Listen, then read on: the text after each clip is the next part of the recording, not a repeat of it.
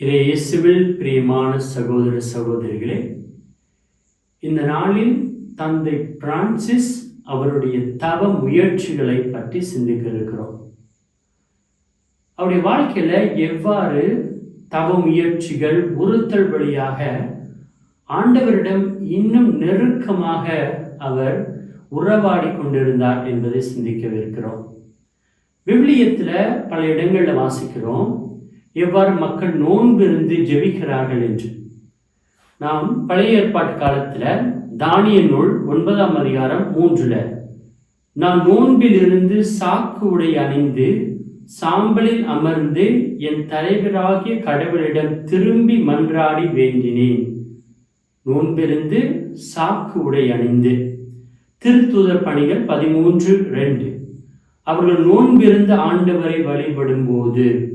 மத்தேயு நற்செய்தி 4:2 அவர் 40 நாள் இரவும் பகலும் நோன்பிருந்தார். அதாவது இயேசுவே 40 நாள் இரவும் பகலும் நோன்பிருந்தார். அப்ப உறுத்தல் முயற்சிகள், தவ முயற்சிகள் வழியாக ஆண்டவரிடம் ஜெபிப்பது பழைய ஏற்பாட்டிலிருந்து ஒரு வழக்கமாக இருக்கிறது. ஆண்டவருடைய கண் நம் பக்கம் திரும்ப வேண்டும் என்றால் பல உறுத்தல்கள், தவ முயற்சிகளை மக்கள் மேற்கொள்கிறார்கள். அவ்வாறுதான் புனித பிரான்சிஸ் அசிசியார் தன்னுடைய வாழ்க்கையில மிக மிக கடினமான தவ முயற்சிகளை அவர் மேற்கொள்கிறார். ஆண்டவருடைய கண் அவர் பக்கம் திரும்புகிறது. அவர் கடவுளின் ஆசிரை பெறுகிறார். ஒரு முறை புனித பிரான்சிஸ் அசிசியாரை உணவு உண்பதற்காக அவருடைய நண்பர் அழைத்திருப்பார். அந்த நாள் அசிசியார் மற்ற நாட்களை விட சிறிது அதிகமாக சிக்கன், கோழி உண்டு விடுவார். அந்த உணவு வேலை முடிந்த பிறகு அசிசியார் தன்னுடைய சகோதரரிடம் திரும்பி வரும் பொழுது, அவர் செல்லும் பொழுது வழியில் செத்து போன, நாற்றம் அடித்து துர்நாற்றம் கொண்ட ஒரு செத்த கோழி கிடப்பதை அவர் பார்ப்பார். அந்த நாற்றம் அடிக்கின்ற அந்த கோழியை எடுத்து தன்னுடைய வாயில் திணித்து கொண்டு, கோழி உண்பதற்கு ஆசைப்பட்டே இன்னும் அதிகமாக உண் என்று தன்னையே அவர் வருத்தி கொண்டாராம். அங்கே இயேசு பிரியமானவர்களே, இதை கேட்பதற்கு ஒரு சிலருக்கு நமக்கு முகம் சுளிக்கும். எவ்வாறு இறந்து போன துர்நாற்றம் கொண்ட அந்த கோழியை, அவர் இறைச்சியை எவ்வாறு உண்டார் என்று அசிசியாருடைய உறுத்தல் நம்மால் புரிந்து கொள்ள முடியாது. ஒரு முறை போப் கிரகரி அவர் ஆயராக இருக்கும் பொழுது அசிசியாரையும் அவருடைய சகோதரர்களையும் மற்றும் அந்த நாட்டில் இருக்கின்ற பெரிய அரசர்கள், விருந்தினர்களை அவர் உணவிற்காக அழைக்கிறார். அப்பொழுது அசிசியார் அவர் உணவிற்கு வரும்போதே அவர் பல இடங்களில் சென்று பிச்சை எடுப்பது வழக்கம். அந்த நாளில் அவர் உணவு அருந்துவதற்கு முன் அந்த நகரத்திற்கு சென்று பிச்சை எடுத்து அந்த ரொட்டி துண்டுகளை அவர் எடுத்துக்கொண்டு இந்த ஒரு ஆயருடைய இல்லத்திற்கு வருவார். அவருடைய இல்லத்துக்கு வந்தவுடனே அங்கு பல வகையான விருந்தினர்கள் இருப்பார்கள். அந்த விருந்தினர்களுக்கு இவர் சிறிதளவு அந்த ரொட்டி துண்டுகளை அனைவருக்குமே அவர் கொடுப்பார். இதை பார்த்த ஆயர் அவர்கள், அசிசியாரே, நீங்கள் எனக்கு அவமானத்தை கொண்டு வந்து விட்டீர்கள் என்று அவர் சொல்வார். அதற்கு அசிசியார், அவமானத்தை இல்லை, உமக்கு மரியாதையை நான் கொண்டு வந்திருக்கின்றேன். அதாவது ஏழைகளோடு நாம் பங்கு கொண்டிருக்கின்றோம், இந்த ஒரு உணவை உண்டு என்று சொல்வாராம். அசிசியின் உறுத்தல் தவ முயற்சிகள் அவரை கடவுளிடம் இன்னும் நெருக்கமாக அழைத்து சென்றதே என்பதை நாம் பார்க்கின்றோம். சில நேரங்கள் அவருடைய உணவு சுவையாக இருந்தது என்று அவர் கருதினால் அந்த ஒரு உணவில் சாம்பலை போட்டு அதை பிசைந்து உணவை உண்டாராம். நம் அனைவரும் நல்ல உணவுகளை உண்ண வேண்டும் என்று ஆசைக்கிறோம். ஆனால் அசிசியார் அந்த உணவில் சாம்பலை இட்டு உண்டாராம். இந்த நாட்கள்ல நம்முடைய உடலுக்கு நாம் எவ்வளவு முக்கியத்துவம் கொடுக்கின்றோம்.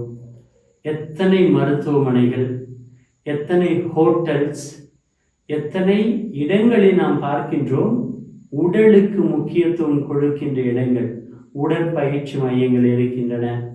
இவ்வாறு உடலுக்கு நாம் முக்கியத்துவம் கொடுக்கின்றோம். ஆனால் அசிசியார் தன்னுடைய உடலுக்கு முக்கியத்துவம் கொடுக்கவில்லை.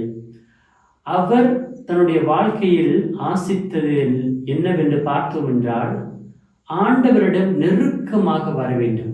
அந்த நெருக்கத்திற்கு இடையே கடவுளுக்கும் இவருக்கும் நெருக்கமாக இருக்க வேண்டும். அந்த நெருக்கத்திற்கு இடையே அவருடைய உடல் கூட ஒரு தடையாக இருக்கக்கூடாது என்று அவர் ஆசித்தாராம். ஆகவேதான் பல தவ முயற்சிகள் வழியாக அவர் ஆண்டவரிடம் இன்னும் நெருக்கமாக வர வேண்டும் என்று ஆசித்தார். அவர் ஜெபிக்கும் பொழுது சில நேரங்கள் அவருடைய உள்ளம் கசப்பாக இருக்கும். எதற்காக என்றால், தன்னுடைய 25 வருடங்கள் பாவ வாழ்க்கையில் அவர் வாழ்ந்து நினைத்து வருந்துவாராம். தொடர்ந்து அவர் ஜெபித்து கொண்டே இருக்கும் பொழுது கடவுளுடைய அந்த மன்னிப்பை பெற்ற பிறகு அசிசியாருடைய அந்த கசப்பு மகிழ்ச்சியாக மாறிவிடும் என்று அவரை பற்றி சொல்கிறார்கள். ஆகவே புனித பிரான்சிஸ் அசிசியார் தன்னுடைய சகோதரர்களுக்கும் மட்டுமல்லாமல் அவரும் சென்ற இடமெல்லாம் தவ முயற்சிகளை மேற்கொண்டார். அவர்கள் அணிந்து கொண்ட ஆடை கூட மிகவும் கடினமான ஒரு ஆடையாக, நம் அனைவரும் மேன்மையான மெல்லிய ஆடைகளை அணிய வேண்டும் என்று நாம் ஆசைப்படுவோம். அசிசியார் கரடு முரடான ஆடைகளை அணிந்து கொண்டாராம். அவர் உறங்கும் பொழுது கூட அந்த ஆடை, அப்புறம் வெறும் தரையில் அவர் உறங்குவார் என்று அவரை பற்றி சொல்லப்படுகிறது. ஆமென். இயேசுவில் பிரியமானவர்களே, அசிசியனுடைய வாழ்க்கையை பார்க்கும் பொழுது இவ்வாறெல்லாம் ஒரு மனிதர் வாழ முடியுமா என்று கேட்கும் அளவுக்கு அசிசியார் உறுத்தல் முயற்சிகளை மேற்கொண்டார். அசிசியார் தன் சகோதரர்களோடு அவர் செல்லும் பொழுது அவருக்கு ஏதாவது ஆசை இருந்தால் அதனை தன்னுடைய சகோதரரிடம் சொல்வாராம். ஒரு முறை தன்னுடைய கார்டியன் சகோதரர் அவருக்கு அவருடைய உடல் பலகீனத்தை பார்த்துவிட்டு அசிசியார் அப்பொழுது ஆசைப்பட்டாராம். ஒரு சிறிய அவர் அணிந்திருந்த ஆடை, அந்த ஆடைக்கு மேல் ஒரு சிறிய துணியை அவர் வைக்க வேண்டும். ஏனால் அவர் மிகவும் குளிரில் அவர் அவதிப்பட்டு கொண்டிருந்த தருணத்தில் அப்பொழுது சகோதரர் ஒரு நரியின் தோலை அவருக்கு அவருடைய ஆடையின் உள்பக்கம் வைத்து தைத்து அவருக்கு கொடுப்பாராம். அப்பொழுது அசிசியார், நீ உள்ளே வைத்து தைத்தது போல ஆடைக்கு மேல் புறமும் ஒரு நரியின் தோலை வைத்து தைத்து எனக்கு கொடும் என்று சொல்கிறாராம்.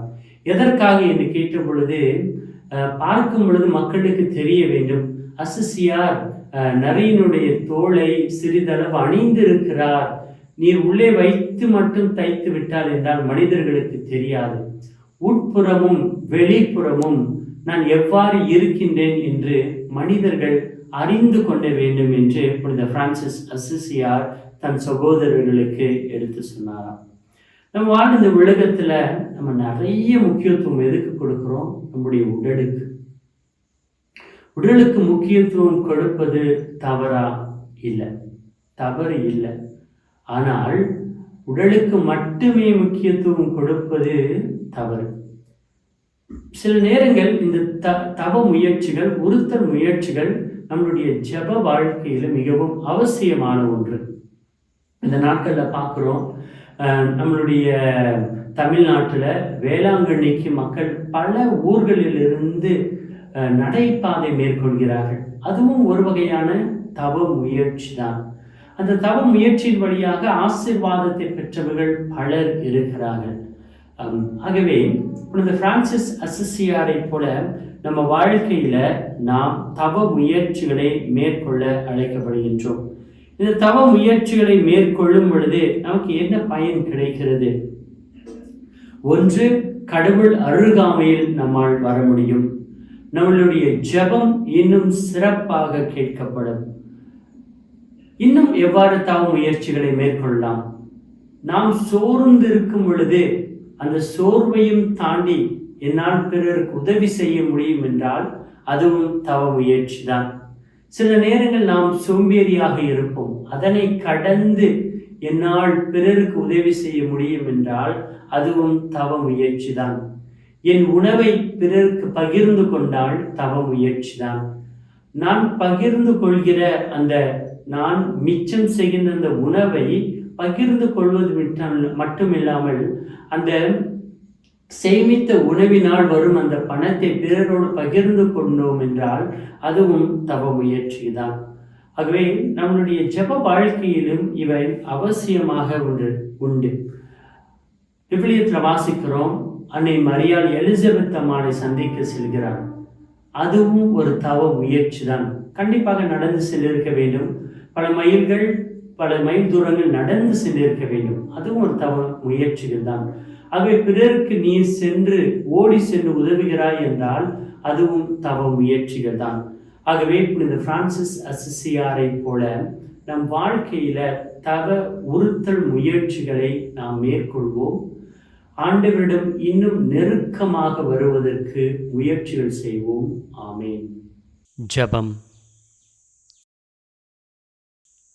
அன்பும் கருணையும் மிகுந்த இறைவனே, புனித அசிசியின் பிரான்சிஸை நீர் அழைத்து தேர்ந்தெடுத்து வானத்திலும் பூமியிலும் உமது படைப்புகள் அனைத்திலும் உமது அன்பையும் மாட்சியையும் காணும் பேரறிவை அவருக்கு அருளினீர். ஏழ்மை, தூய்மை, கீழ்ப்படிதல் ஆகிய வழியில் நற்செய்தியை முழுமையாக வாழ்ந்து காட்ட அவரை ஆற்றல் படுத்தினீர். சிறியோரிடமும் ஏழைகளிடமும் படைப்பின் எல்லா உயிர்களிடத்திலும் உமது அன்பின் சாட்சிகளாக விளங்கிட அவர் பெற்ற அருளைப் போல நாங்களும் உமது கிருபையில் வாழும் வாழ்வை பெற உதவியருளும். அன்பின் இறைவா, சகோதர சூரியனிலும் சகோதரி நிலவிலும் மலர்களின் அழகிலும் பறவைகளின் பாடலிலும் உமது மகிமையை கண்டு மகிழ்ந்த புனித பிரான்சிஸை போல நானும் என் வாழ்க்கையில் எளிமையையும் நன்றியுணர்வையும் கடைபிடித்து உம்மை நோக்கி நடக்கும் வழிகாட்டுதலை அன்புடன் வேண்டுகிறேன். புனித பிரான்சிஸை எளிமை, அமைதி, சகோதரத்துவம், அன்பு ஆகியவற்றின் மூலம் நற்செய்தியின் உள்ளீடான சாட்சியத்தை முது வாழ்வால் வெளிப்படுத்தியுள்ளீர். எங்கள் துறவற குடும்பங்களிலும் சமுதாயத்திலும் திருச்சபையிலும் உலகத்திலும் அந்த ஆவி விழிப்பூட்டும்படி எங்களுக்காக இறைவனிடம் மன்றாடும் எங்கள் ஆண்டவரான இயேசு கிறிஸ்துவின் வழியாக. ஆமேன். Peace be with you.